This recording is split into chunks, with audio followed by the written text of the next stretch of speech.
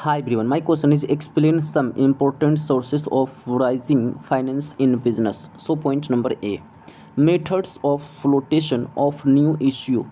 An entrepreneur can raise the required capital in the primary market by the following methods. First point, public issue, right issue. Third point, private placement, and fourth point, uh, offer to the employees. Point number first, public issue. Public issue is the most popular method of raising capital these days by entrepreneurs. This involves raising of funds directly from the public through the issue of prospectus. An enterprise organizing itself as a public limited company can raise the required funds commonly by preparing a prospectus. When an entrepreneur offers shares to the public for subscription, he or she is required to comply with all the restrictions and formalities uh, per, um, pertaining pertaining to the initial issue, prospectus drafting, and launch.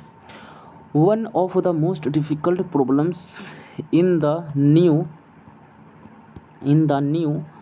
venture creation process is obtaining finance when an entrepreneur decides to go public and become a public company. Second point, rights issue.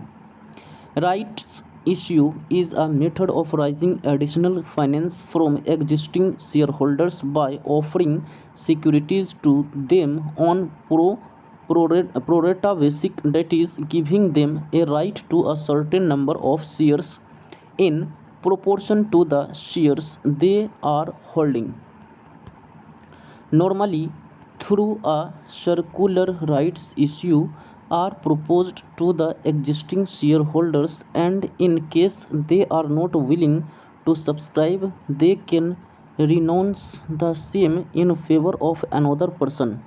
This method of issuing securities is considered to be inexpensive as it does not require any brokers, agents, underwriters, prospectors, or enlistment, etc.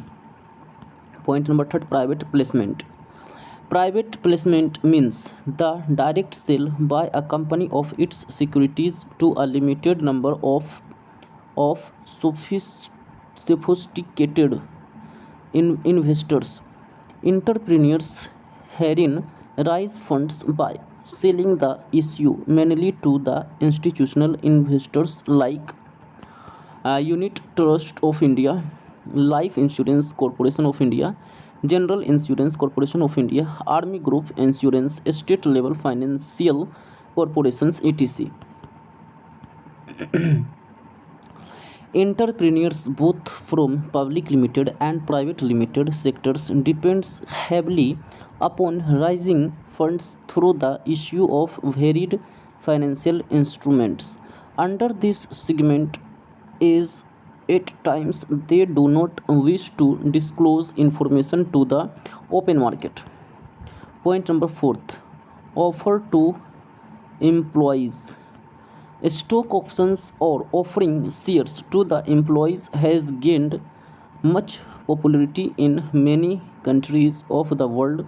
This method enables employees to become shareholders and share the profits of the company, leading to higher efficiency, low labor turnover, better industrial locations, low flotation cost, wider or higher generation of funds.